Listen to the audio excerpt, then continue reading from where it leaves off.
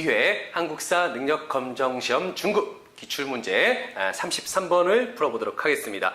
다음 서술형 평가의 답안에 들어갈 내용으로 옳은 것은, 서술형 평가는요, 다음 자료를 공포한 정부의 경제정책에 대해 서술해 보세요. 대한국 국제 1조, 대한국은 세계만국이 공인한 자주독립 제국이다. 2조, 대한제국의 정치는 만세불변의 전제정치이다. 제3조, 대한국 대황제는 무한한 군권을 누린다. 다음 점점점이 나왔습니다. 자, 여기서 여러분들 좀 키워드를 찾으셔야 돼요. 키워드. 네, 키워드가 뭡니까? 다음 자료를 공포한 정부와 그 정부의 경제정책입니다. 그 정부는 과연 어느 정부를 얘기할까요? 지문에 나와 있습니다. 무엇입니까? 예, 대한제국입니다. 그렇기 때문에 이 대한제국의 경제정책을 묻는 문제라고 보시면 되겠습니다. 여러분들 이런 것들은요, 공부를 통해서 쉽게 또 추려낼 수가 있고 여러분들이 충분히 맞출 수 있는 부분입니다. 하지만 여러분들 혹시 모르는 수험생들도 있겠죠. 그렇기 때문에 제가 또 간단하게 한번 풀어보도록 하겠습니다. 자, 대한제국에 대해서 한번 간단하게 한번 살펴보겠습니다. 대한제국. 자, 대한제국입니다. 대한의 황제 국가를 선포합니다. 황제 국가. 대한제국이라고 하는 건데, 우린 지금 대한민국이죠. 국민들의 국가니까요. 하지만 이때 당시 만들 때는 대한제국, 황제 국가를 선포합니다. 자, 그 고종이 아관파천 후 1년 만에 황궁을 단행합니다. 지금의 이제 덕수궁이죠. 당시 경운궁으로 돌아와서 국호를 대한제국으로 바꾸고요. 그 다음에 연호를 광무로 고칩니다. 그러면서 대외적으로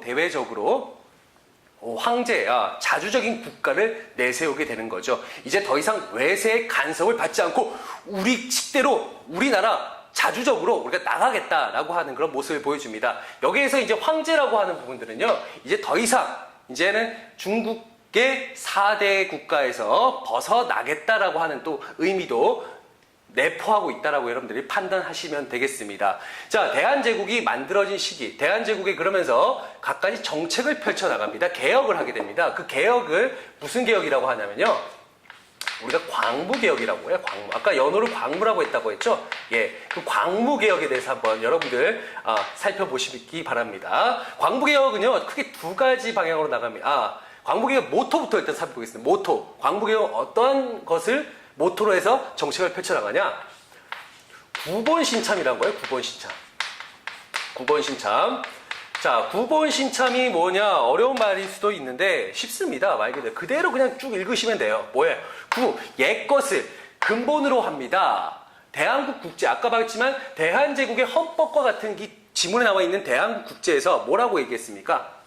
네, 무한한 군권을 가지고 만세불변의 전제정치다. 이 전제왕권을 그대로 표방한다라는 겁니다. 9번에서 드러나겠죠. 그렇죠? 9번. 옛것을 근본으로 하되, 그렇다고 해서 뭐 옛것만 추구하고자 하는 게 아니라 새 것을 참고한다라고 하는 이런 정책의 기본 방향이 있습니다. 이 기본 방향을 여러분들이 숙지를 하셔야지 이 광무개혁의 또 모습을 또 여러분들이 아실 수가 있다라는 거죠.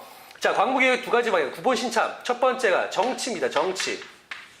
정치는요, 아까 그 대한국 국제에서도 보시듯이, 예, 바로 9번. 옛것을 근본으로 한다라는 거죠. 여러분들 꼭 기억해 두시기 바랍니다. 옛것을 근본으로 한다. 그래서, 대한국 국제에서도 나타나고 있죠. 예, 대한국 국제에서도, 예, 그 얘기를 분명히 담고 있습니다. 또 하나, 여기서 또 황제권을 또 강화하는 모습을 또 보이고 있죠. 대한국제에서 분명히 드러났지 않습니까? 그렇죠? 예, 황제권을 강화하는 방향으로 가고 있다. 자, 여기에 뭐 더불어서 이제 황제가 이제 모든 또 군사에 대한 모든 권한을 또 가지게 된다. 요게 이제 뭐냐면 여기에 원수부를 설치합니다. 원수부.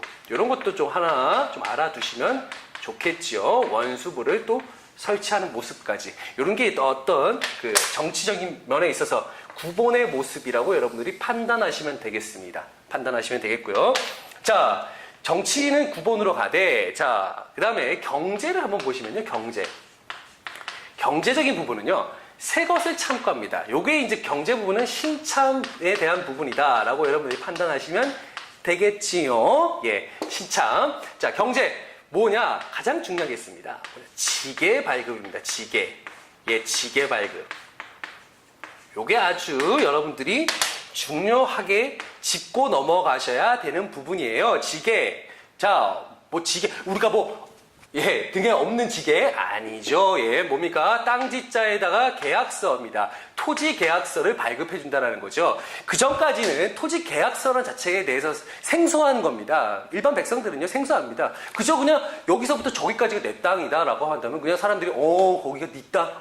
이렇게 알아줬는데, 이제는 본격적인 양전사업이 들어간다. 본격적으로 양전사업을 실시한다. 조선 초기에도 태종이 양전사업을 벌이고 이후에도 계속 양전사업을 벌이지만요. 이제 본격적인 양전사업이 이때 들어갑니다.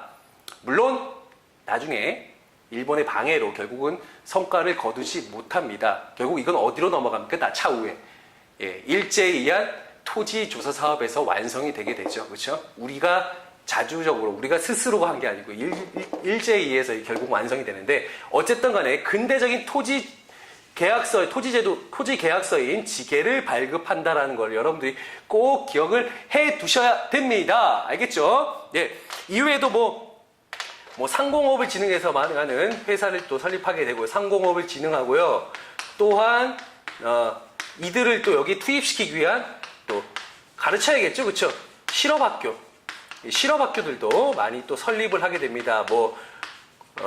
광산학교, 양잠학교, 이런 등등의 새로운 실업학교들을 또 설립한다라는 것까지 여러분들이 또 경제에 대해서 이 정도만 파악을 해두시면 되겠습니다. 간단하게 제가 설명드리는 겁니다. 자, 그렇기 때문에 9번 신참, 이런 식으로 이제 광무개혁의 방향이 나가는데, 자, 문제를 한번 보시면, 문제는, 이 자료를 공포한 정부의 경제정책입니다. 바로 이 부분을 묻는 문제예요. 이 부분. 그쵸? 요 파트를 묻는 문제입니다. 여러분들 그러면 쉽게 또 보기에서 찾아내실 수가 있겠죠. 자, 1번 보겠습니다. 국가재정을 호조로 일원화시켰다. 이건 어디? 갑신정변 때요. 호조는 아직 갑신정변 때 14개조 개혁 정강에서 이러한 내용을 담고 있다라는 겁니다. 여기와는 대한제국과는 관련이 없습니다. 2번, 재정 확보를 위해 애국 공채를 발행하였다. 요거는요, 대한민국 임시정부 때의 모습이라고 보시면 되겠습니다. 3번, 회사령을 공포하여 기업 설립을 통제했다. 이거는 일제강점기 때입니다. 1910년대 일제강점기 허가제입니다. 허가제. 요게 이제 1910년대 일제의 경제정책이라고 보시면 되겠고요. 아닙니다. 4번, 군량 마련을 위해서 식량 공출제를 실시하였다. 이건 1930년대 이후에 일본의 어떤 그런 병참기지화 정책에 이거에 와서 이런 정책을 또 펼쳐나가기 때문에 대한제국과는 또 관련이 없습니다. 5번, 근대적 토지 소유 증명서인 지계를 발급하였다. 이거 보이네요. 여러분들 이런 것들 중급에서는요 정답이 확실하게 보입니다. 보이니까 여러분들 너무 걱정하지 마시고요. 이런 지계 꼭 기억해 두시기 바랍니다.